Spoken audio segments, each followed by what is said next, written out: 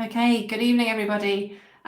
Welcome to this patient engagement event. We're going to talk about our new patient access system for our modality practices here in Airedale, Wharfdale and Craven. So my name's Lois Brown. I'm one of the managers with Modality, and I've got with me Pippa Richardson, who's a GP at Haworth. You can introduce yourself, Pippa. Say hello. Hi, I'm Pippa Richardson. I'm one of the GP partners at Haworth Medical Practice. And we've also got Tom Ratcliffe here as well. Tom. Hello, good evening, everyone. Thanks for giving up your time this evening. I'm a GP in Keighley working at Holycroft and Farfield Surgeries. Okay, so we're going to start off with a short presentation just to run you through how this has kind of come about.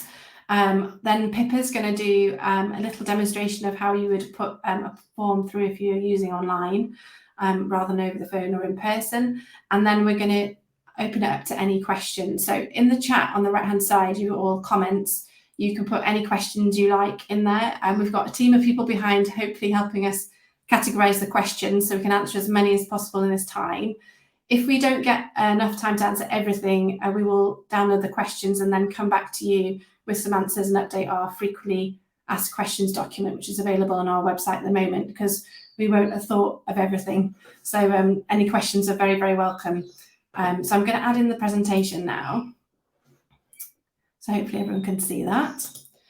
So quickly, we're just going to run through the challenges we currently face as GP practice, but also as patients, how using this new system will help patients and help us, how it will change, how it will work for you as a patient, other benefits that we found or hope to have from using the system, and how you can help us get it right and help us, and then give you as much opportunity as possible to ask questions.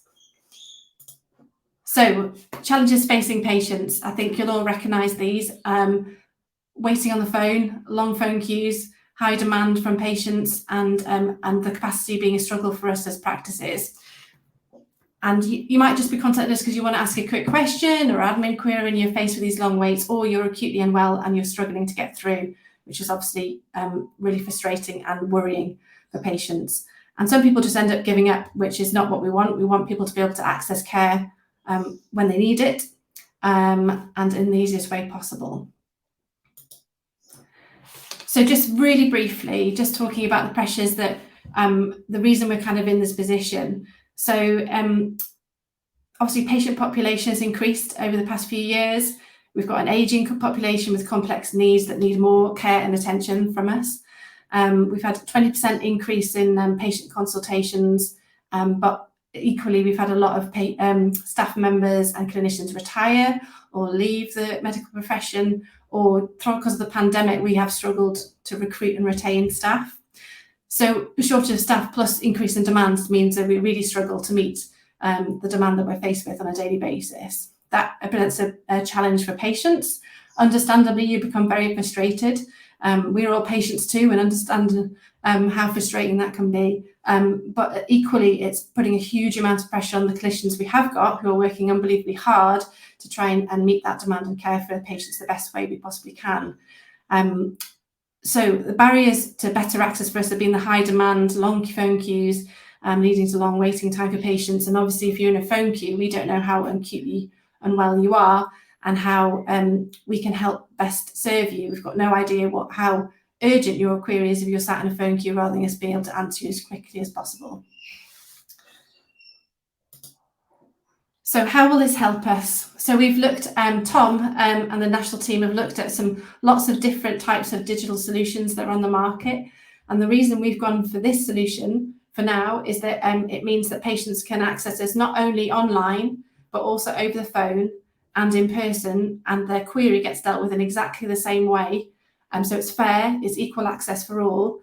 And we hope it will improve patient access, so meaning more people who put digital requests in online means our phone list, our phone queue is shorter, but does not mean that people are getting preferential treatment whether they put it in online or over the phone or come down in person, because every query gets treated in the same way. And it means we can clinically assess safely all queries that come through. And it means that anything that's urgent, we can see that more quickly and deal with that more quickly. I'm sure Pippa and Tom will expand on this better because I'm not a clinician, but hopefully some questions will come up. We can talk about that later on. So we're using a system that's powered by Clinic Healthcare Solutions. It's used by a number of practices in the UK. We've been able to work with over 60 patients who've helped us really kindly test this system and customise it the best we can. We realise it will evolve, but for the moment, they've been helping us out both in person and remotely, which has been brilliant.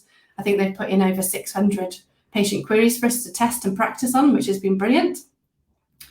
And it's enabling really the sickest patients to be prioritised, but equally, if you're just wanting to contact us for a routine or follow-up, it means that we can prioritise and assess those and safely schedule those in for appointments, hopefully within a really good time frame rather than waiting or not being able to get through. So what will change? You'll still be able to phone us up, and what will happen is the patient services assistant on the end of the phone will fill out a version of the form that you would fill out online if you went on a website. They will ask you a number of questions, which are set questions for depending on what you're querying about or contacting us about.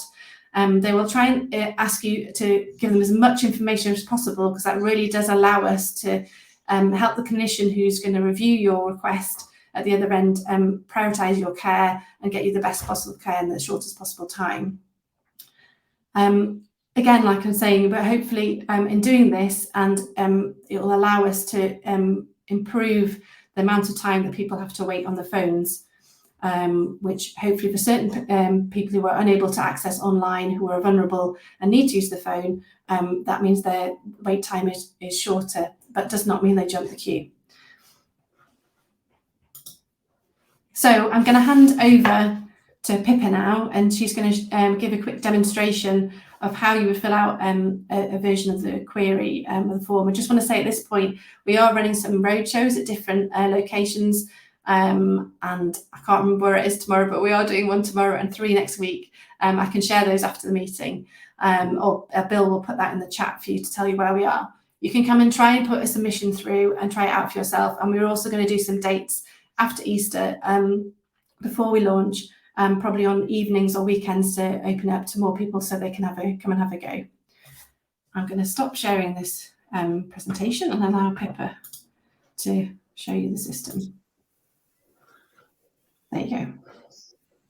Hi, so we just thought it would be perhaps useful for you all to be able to see what the site will look like, and I'm going to take you through a straightforward example of a submission that you might want to make, just so that you can sort of try and imagine how it might work for you when you come to try and contact the practice.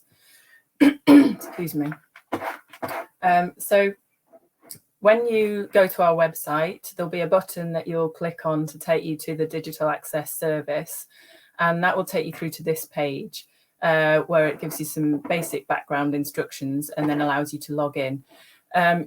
You can log in using your NHS login, which is the ideal way, because then that populates some of the fields for you with your name and address and that sort of thing. But if you don't have an NHS login, that's fine. You can just click continue here. So on the next page, you can see all the different options of different types of inquiries you can make. So some of these are administrative. And some of them are clinical. And the format of the form that follows is a bit different depending on whether it's clinical or not. So I'm going to take you through a clinical example. So I'm going to be a patient who has a sore throat, and I've had a sore throat for a few days. So I'm going to use this I have a new health problem tile up here and click on that. That opens a number of other options, which are there really to help us separate out certain problems that we can direct to other services or special members of staff. So I don't have any of these special ones, so I'm going to select I have a general health problem and then click continue down here. So on this page, you can select the area of the body affected either by clicking on the picture or by selecting from this list down here. You enter how many days or how long the symptoms have been going on for, your sex and your age, and then again click continue. So on the next page, you enter any symptoms that you have. So I'm going to say I've got difficulty swallowing, I have a sore throat, and I'm in pain. Any of these that have a little drop downwards arrow will open up another window that has some other symptoms below it, which you can choose to select or not. And the pain one also allows you to score how severe your pain is. So once I've entered anything in that box, I can click done. Further down the page, it asks you about any general symptoms, such as fever, as well as any symptoms in other locations that might be relevant. Once I've entered all my symptoms, I click continue at the bottom again. On the next page, it asks about some other specific symptoms, which are there to help us try and narrow down what might be going on. So it's important that you do read all of these and select any that apply, or if you think none of them apply, then you just need to click none of these at the bottom and then select continue. The next page has a number of other symptoms and conditions. This is all about helping us to identify how urgently you need to be seen or spoken to. So again, it's very important that you read all the statements and select any that might be true. So I'm going to say that I've had the fever for over 3 days and that self-care isn't helping. And then again, you can select continue.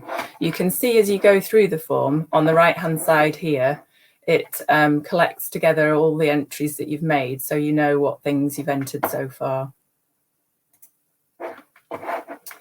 On the next page, you can give a little bit more detail about any of the symptoms that you've had. So I'll just enter a few things on this.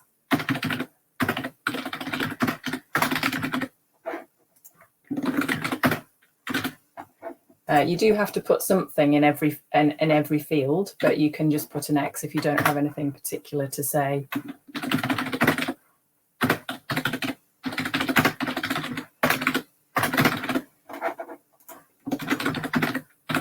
Okay, so I'll just click continue here. Here we can list anything that we've already tried. So things like over-the-counter treatments or recommendations by the chemist. And whether you've seen anyone already about this. And then on this page, you can tell us anything about your specific worries or concerns or what you think might be going on. This is really helpful to us because it helps us to address any particular worries that you might have. So I might say that it feels like when I've had tonsillitis before.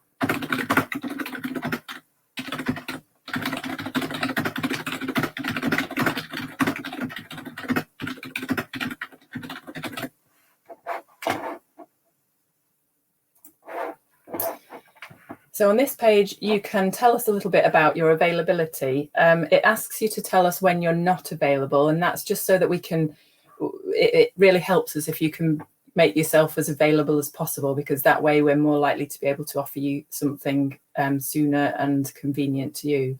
So you can select a day that you may not be available, and you can select specific times within that, or you can select the whole day. If you don't want to use the calendar, you can also write in the box in text and then click continue. So we're nearly reaching the end of the form. This is where you put in all your details. If you're filling in the form on behalf of another person, then you tick the box at the top here. Otherwise, you fill in all your details as you would on other forms.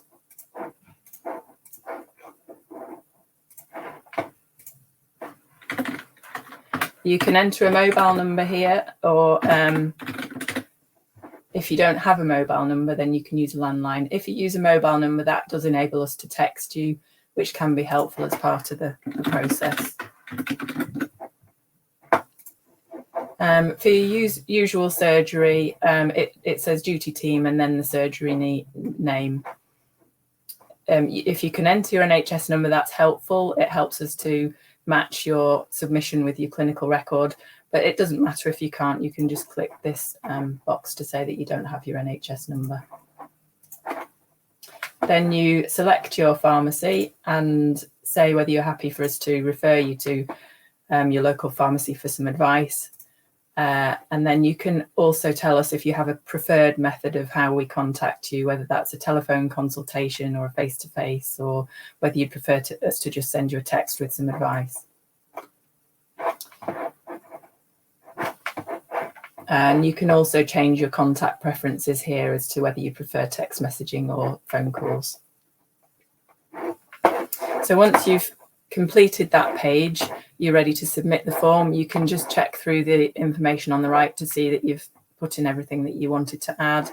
And then if you're happy with that, click submit. And then you'll receive a message on the screen to say that your request has been sent. And then you can be confident that it has gone through to us at that point. And you're asked if you'd like to give us any feedback on the service. So I hope you found that helpful. I'll let Lois take over again now with any other parts of the presentation she wanted to do.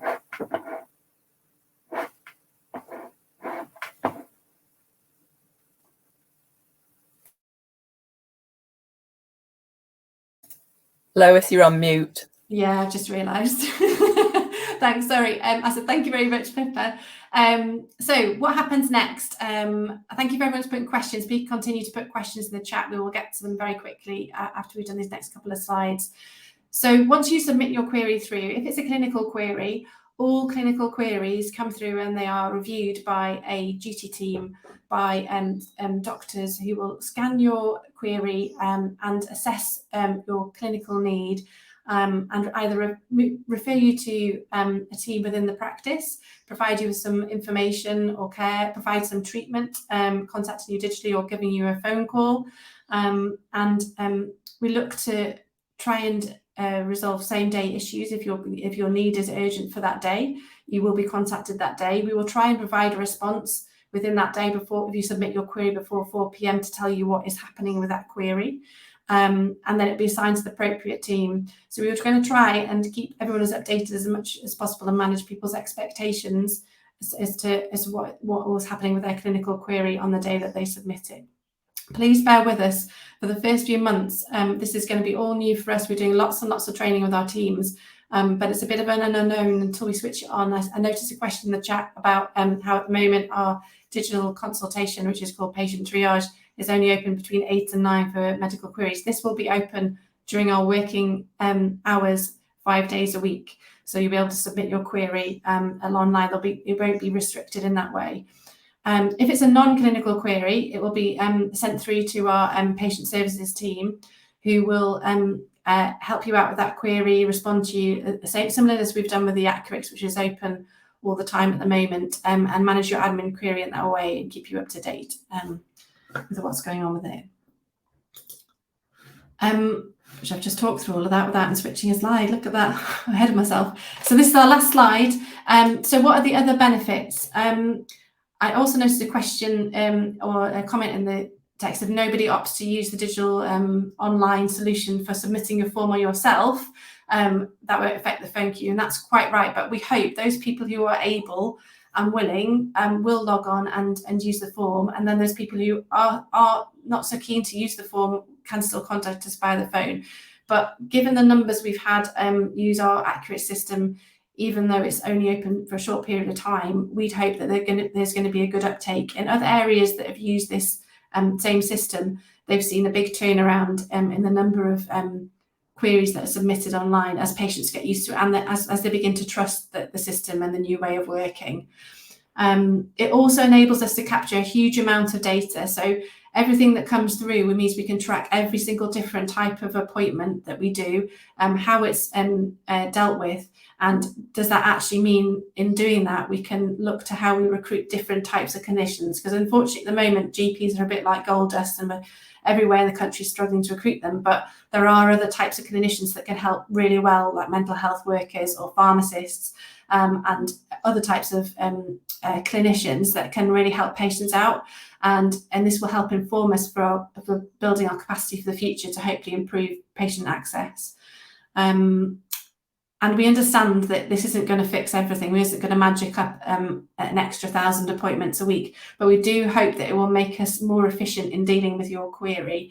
And that is the real hope of getting you the care you need first time. So I'm going to stop the slideshow there, and I can see the chat's moving to my right hand side. So I'm sure there's lots of questions. So I've started some to start off with. Eric at the top, I think I've just answered that one, which is about it being shut only after 9 o'clock for medical queries. That will change with this new system. From the 24th of April, you'll be able to submit your query during our working hours, 8 till 6, Monday to Friday. Age groups, patients we used to test the system. We had a variety of age groups, mainly over 50 years old. Some people who were really IT literate, some people who were not at all, and they've come into practice and actually done it with our patient service assistant sitting and pretending they're on the phone or in person and filling out the form, and that's really helped form our patient service assistants training of how to help patients when they're filling that out on their behalf. Tom, has the system been tested for screen reader software? I don't think I've asked that question. Do you know the answer? No, that's a really good question. The answer is no. It's a really good question, actually. It's one we'll go away and look at. So thank you for that. Obviously, people who struggle to access an online system because of, for example, visual impairment, will be able to contact us on the phone, and a member of the staff will help you through the process, or you can come into the practice. And the same thing will happen in practice. Thanks, Tom. And I think it's worth pointing out we are investing in some tablets, and not tablets you take, but tablets you use in terms of iPad type equipment, and privacy booths in our waiting areas to enable patients, if they want to come and the patient assistant can help them or they can work through it themselves in the practice. We are looking to get that in before the 24th of April when we go live. Pippa, I'm going to come to you. Not sure how someone who's feeling really unwell would want to spend precious time completing this online form. Yeah, I mean, I think it's the sort of form that, well, when you're feeling poorly, you don't really want to do anything much, do you? But I think you can, in that situation, you would phone the surgery, and one of our patient services assistants would take you through the form themselves. So it would be similar to the current situation. They would ask you a few more questions than they do currently. But this is really crucial in terms of us trying to make sure that the people that really need the appointments get them. And we have to find a way to make sure we're able to sort of prioritize everything. So the more information we can get, the better. Obviously, there's going to be some situations where people are just, so poorly they can't necessarily go through all the questions. But the more information you get, the easier we'll be able to make sure that you get to the right person first time as quickly as possible. Thanks, Pippa. I'm going to screen down the questions. Someone's asked about what the website address is. At the moment, it's not live on our website. So the way you will go to access it is through our practice website, which we can share afterwards. But if you search in Google, if you search the name of your practice site, it will come up at the top, hopefully. You click on that, and at the top of the screen at the moment, it shows you a link to click to find out more about the system. But once we go live, that link will link you directly through to the page that Pippa took you to start off with, where you can either enter the form just by pressing continue, or if you've got an NHS logon from your NHS app, you can use that, and it populates all your personal information for you, so you don't have to enter it again. Will you restrict it in terms of the timings for phone calls? Christine, is that? I presume you mean we will restrict when we answer the phones, because definitely not. So we'll still be answering the phones 8 till 6. If that's what you mean. If it's not, please ask something else further down, if I can clarify that. If you want to make an appointment because you've been told you need one for a medication review, do you still have to fill in all this information? Tom, do you want to answer that?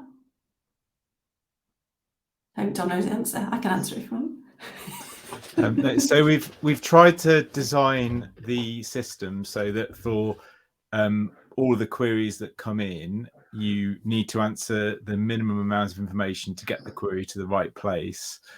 So questions about simpler questions about the medication can be submitted using the form in a different way to having to go through the entire questionnaire, where you need to answer lots and lots of questions about symptoms. I don't know if you've got anything to add to that, Pippa. So I'm really sorry I missed that because I was answering another query.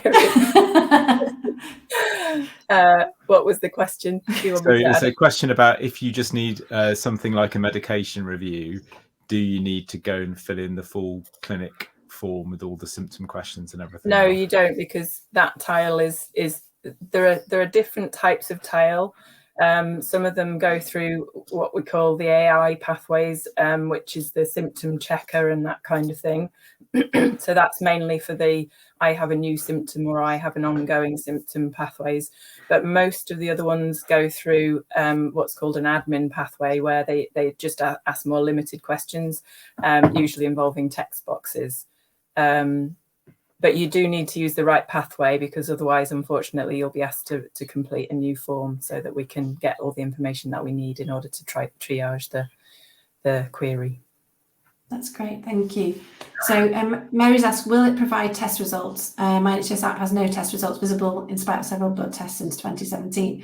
So you will be able to request blood test results through, as I said, a set tile on the front screen that you can use for that, and then someone will contact you back or message you with your text result, depending on what you've picked in terms of your preferred contact method. The NHS app and accessing your test results, if you contact the practice, they will be able to turn that on for you, because it's a setting that we have to set in your clinical record to make it visible on the NHS app. Hopefully that should help solve that query. So this is a good one for today. If the system is unavailable for some reason, can patients still access GP services? So we've had a bit of a horrendous day in practice today for all GP practices in Bradford and Craven, that we had no internet. So we lost every single system, including our phone system. And we can only apologise for that. And I'm not Virgin Media isn't my favourite at the moment today. So you can still access GP services. So you can still contact us in the normal way you would do if we lost all our systems right now. If it's an urgent need, and when we lost all our systems a day, you can still phone or come down to practice to access services.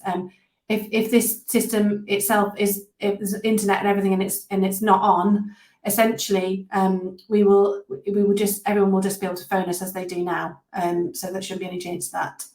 And then Christine's asked, patient base is not fully aware of this new system. So over 1,200 people have registered to attend our webinars this week. We will be doing a Facebook Live after Easter before we launch.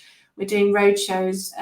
We've put patient information on our website. If you've got any other ideas how we can contact patients, just on the number in the corner of the screen, if people join late and they're watching it on delay, it doesn't show them as joining live. So there might be a lot of people that join slightly late. But if you've got any ideas how we can get the message out any further, we are definitely open to that. And Bill, I'm sure, would lap it up, because he's always liking to go out on tour and lots of community venues and help patients out. Just to add to that, Lois, I was just going to say we're doing our very best to contact everyone and make sure people are aware. But if people aren't aware, they will still be able to contact us in the same way that they normally would. So they'll still be able to ring the surgery and speak to one of our patient services assistants, who will just run them through the form over the phone. So it won't stop anyone from reaching us in the way that they normally would. Yeah, and I think it's also get across, because I think that's a concern for patients, that suddenly the system's going to change and that suddenly a whole chunk of our population won't be able to access us. And so I just want to make sure everyone's reassured about that. And I think it's also worth noting we've already got a message on our phone system. If you go into any of the queues when you're waiting on the phone, it tells you that this system is coming and to go to website to find out more. Once we go live, it will also put that message on and giving people an option. If they want to press 1, they will then receive a text message giving them a link to the system straight away. So if you're contacting, you will be told about it, and also our teams have got some information they can share as well. So we're trying to target as many people as possible to make sure people are aware. But Pippa's right. Day 1 on 24th of April, you can still call us and we will still answer. Last week I got text back saying call back and book an appointment. Rather than hang on the phone, I went into Crosshill to book an appointment only to be told can't do that, go home and call at 8 o'clock. Yeah, not great. That's a bit of a flaw of our current system. However, that this we hope should help and give people other options of different ways to contact us. So hopefully that won't happen. I'm going to scan down the questions. Will your opening hours be clearly displayed on the website? Just had a look and couldn't see them. Is that general opening hours? I think just as an aside from this, I am working with a team nationally who are looking at changing our practice web pages because we understand they're not brilliant. So we're looking at making it easier and more accessible in the next couple of months to be able to make it so that people can get information like that really easily. It is on there, but maybe it's not as obvious as it should be. What is the percentage of patients who cannot engage with this? Do you mean the system or do you mean tonight? Christine, would you mind putting another thing further down? I'm not sure. Christine, you met Bill this morning. You had the pleasure of Bill who told you about the event this evening. We have sent out texts to people who signed up with text messaging to notify, but we can always do more. I understand that. If we phone, if we have no internet access, will we be told to use online or will they definitely take our call? No, they will definitely go through the form with you. They might say at the end of it, next time, if you like, you can do it online, but obviously we'll still fill it out. That we won't just fob you off and tell you to go and do it online if you can't do it online. Equally, if you've made the effort to phone up, we will fill out the form with you. I think that's fair, Tom and Pippa, isn't it? Yeah. I think the message we want to get across is that this method of access, where you can use it, it will probably be quicker for you. And the more people that we can get to use it, the quicker the other system will be for everybody else. So the more people that use the online form, then when people do need to access us by phone because they either don't have internet access or gadgets to access the internet, or because they can't manage to use the platform, then they'll get through more quickly and they won't get any faster. The process won't be any faster for them in the sense of they'll still have to go through the questions, but with a receptionist. But each person hopefully will have a smoother experience. Yeah. Eric's asked about that. I presume, Eric, your question about phone access is about the callback option. So, and you say it's disappeared some days and not always there. Would you mind messaging in the chat which practice is that you've tried to contact, and we will look into that for you, because it should always be offered. It shouldn't be not offering. And if that's not the case, we maybe need to take that with our Exxon, who's our phone provider. So Christine, I see about how we communicate about this meeting. So we have done it on Facebook. We have done it on text messages from practices. If you've opted out for text messaging for some reason, you may not have received a text. We are going out on the roadshows. We are working with community groups.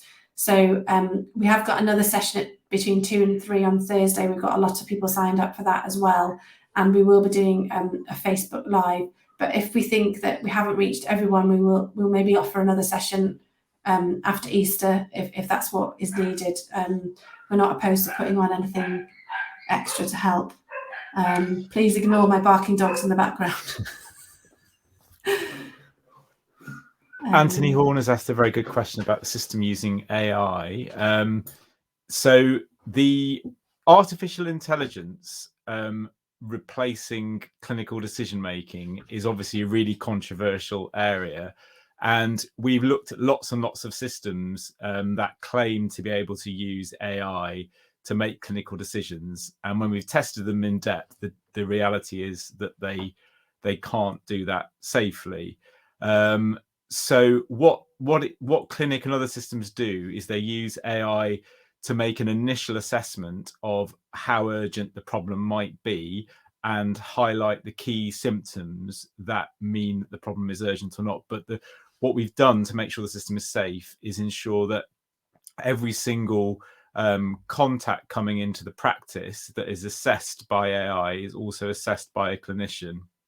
So the AI gives us a reasonably good initial assessment of urgency, which helps us prioritize which forms to look at first as clinicians, which is really useful. And it gives us an idea of the type of problem the patient is presenting with, which again helps us direct the patient to the right place. But every single clinical query is also reviewed by a clinician who also has access to the patient's electronic health record, so that we can double check. So far, having looked at several systems, the AI can only do so much. So hopefully that's reassuring. It's a very good question. Yeah, can I just add a brief thing on that, which is that when you enter things on the website, all of that information comes to us as a clinician. So when we look through the submissions, we don't just get the urgency and roughly what the symptoms are. We get every symptom you selected, and all the free text that you've put in comes to us as a clinician to make that decision about what you need next. So it is very much that we are doing the triaging, but as Tom said, the AI is helping us to prioritize which forms to look at first. Siobhan's just asked about the link for registering from after registration for this event. I'm sorry if you didn't receive the first email giving the link. I've been sending them right out until just before when people have been registering. So sometimes if the email address isn't entered correctly, it won't go through. So I'm glad you got the link and got on. But this is recorded, so we will be sharing this on our website and on when we go Facebook Live. That'll be on for everyone to watch on there as well. Christine's just asked a really good question, which is a question we've been asking ourselves over the last few weeks as well. Yes. Will the number of clinicians reviewing the submissions mean there are fewer clinicians available to see patients? So the answer is no, but and actually we hope that in the long run it'll mean there will be more clinicians available to see patients. But the difficult phase for us will be the first few weeks or couple of months, where we're all getting used to a new system. So we need to have enough clinicians reviewing the submissions to get through them all. And it'll take us longer than it will later on to do that. So we may short term have fewer clinicians doing appointments, but we have tried to counter that by retaining extra locum cover for the first few weeks, and asking some of our clinicians to do extra sessions and that kind of thing. So we're aware that this is a potential problem. We're doing what we can to address that in advance, but whatever system changes we make, there's always going to be a learning phase, and that's for patients as well as for clinicians. And once you've got through that learning phase, hopefully things will settle down. And the aim in the long run is that we'll be able to triage these calls very quickly and with fewer clinicians, so that we can then actually, more of us spend more of our time actually seeing and speaking to patients, which is what we all want. Yes. Thanks, Pippa. Eric's asked, can we specify a phone number when we put the form in? Yes, you can. So you can put the phone number in that you want to be contacted on. And also I'd urge you, if your phone number is changed or your preferred number has changed, when you do speak to the practice or send in an admin query, just to make sure that's updated on your record. And then that means we won't get the wrong phone number, because sometimes they don't get updated, and then clinicians can spend their time ringing a phone number that rings out or isn't your number. But you can specify a particular phone number. Let's have a look. I guess a question about a number of things. Margaret is saying you didn't get any guidance at all. Was that for this event this evening? If it was, I'll follow that up for you when you spoke to practice, because everyone has received the training, I promise. And that's not a great answer, so we'll follow that up. Yes. And is there any more questions I've missed? Bill, star them, or anyone star them if I've missed them. I'm scanning back up.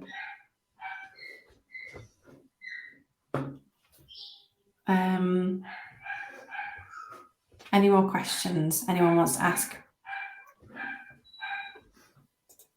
Tom and Pippa, is there anything we haven't covered or you thought of as we've been answering questions?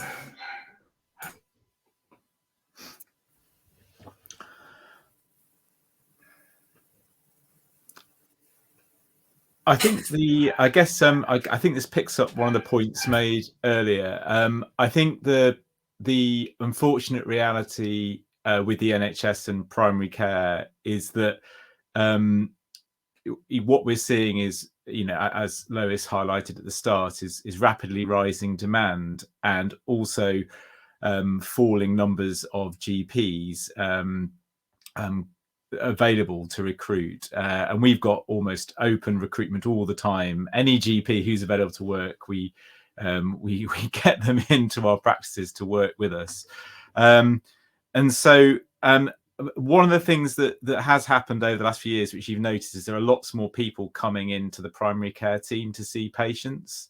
So we have physios, we have dietitians, we have health coaches, we have social prescribers, we've got larger nursing and healthcare support worker teams than we used to.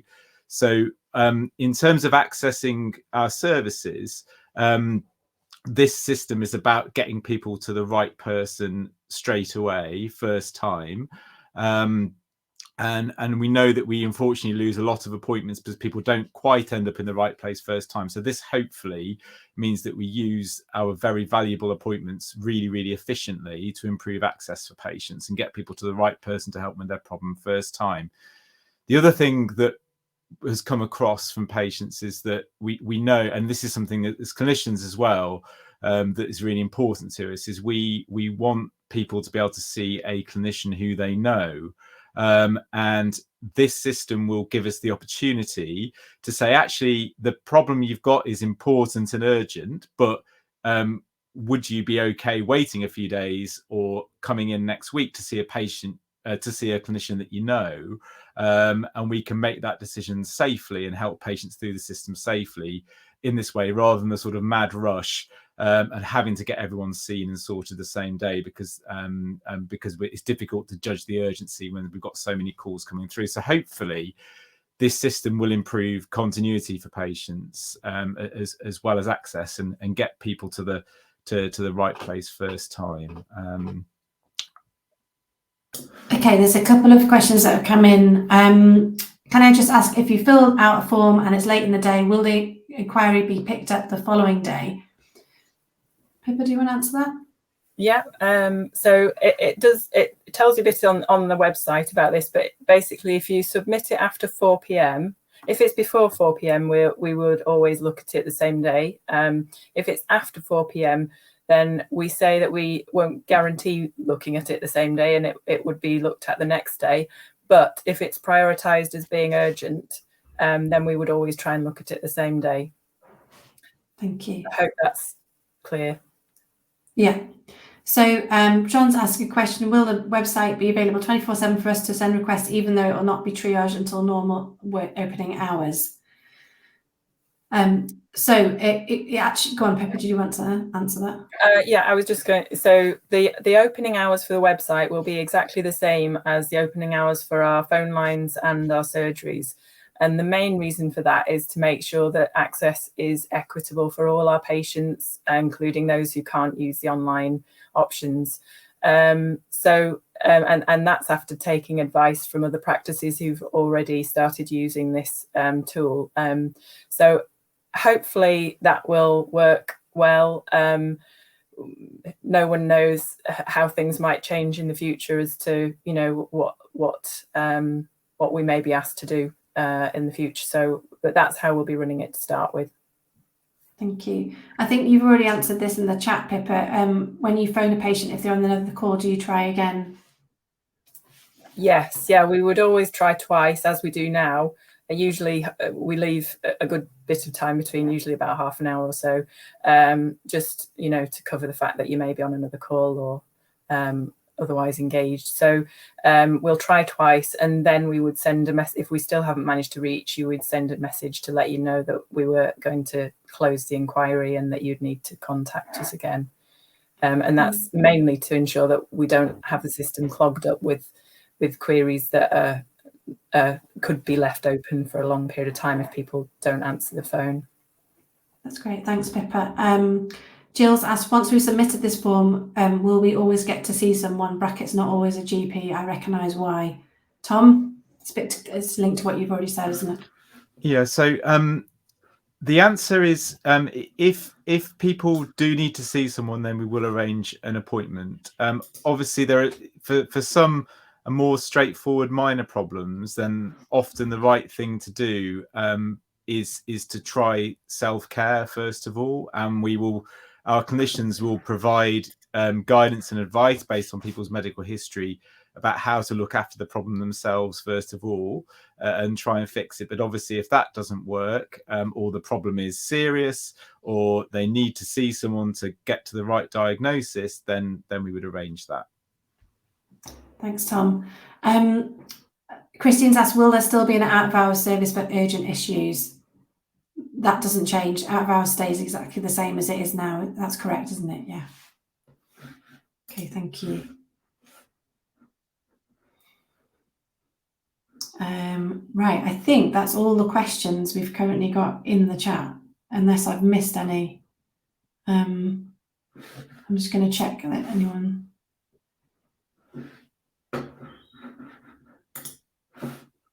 I haven't got any.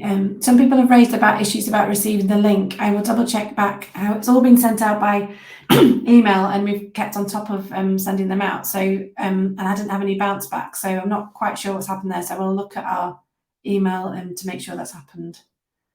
What happens if it's a Saturday or Sunday or bank holiday?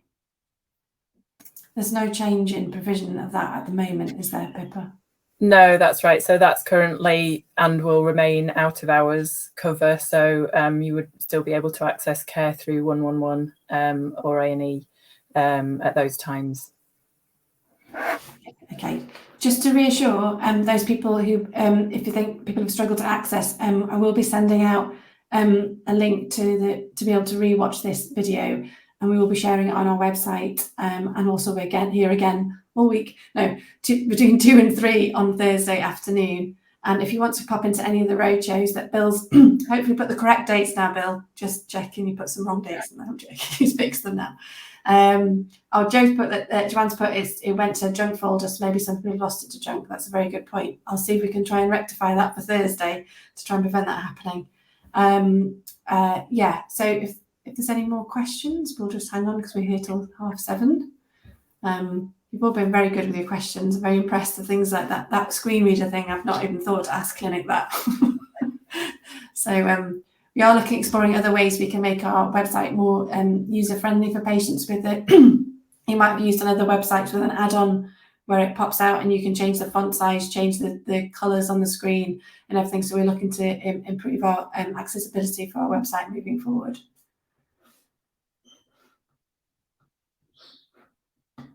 I'm trying to think of Bill, have you got any questions from today in the roadshow that were useful that you could type in the chat? Oh, someone's put something. Oh, what has been the experiences of other practices using the system? Good question. Tom, you can answer that because you've been.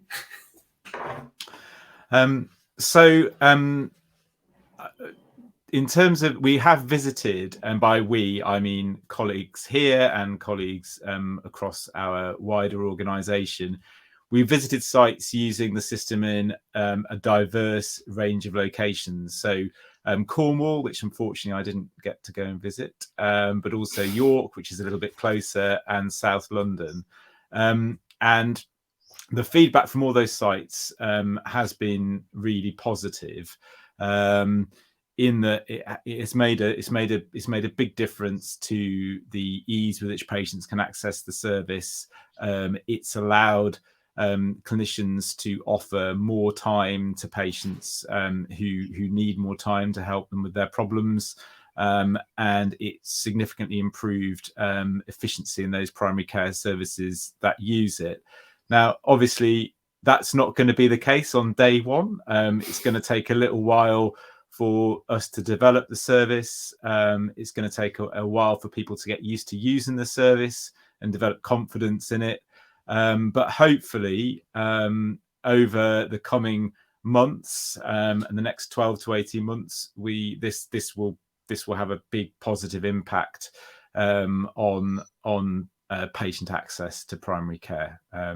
That's certainly been experienced elsewhere, and we hope it will be for us as well. That's great. Thanks, Tom. And thank you for the kind comments in the chat and wishing us well with the implementation of getting this going. But equally, if you would spread the word to your friends, family, that this is happening if there are patients, and point them in direction of joining one of our sessions to talk about it, or the website for more information. We'll be posting this video on there tomorrow.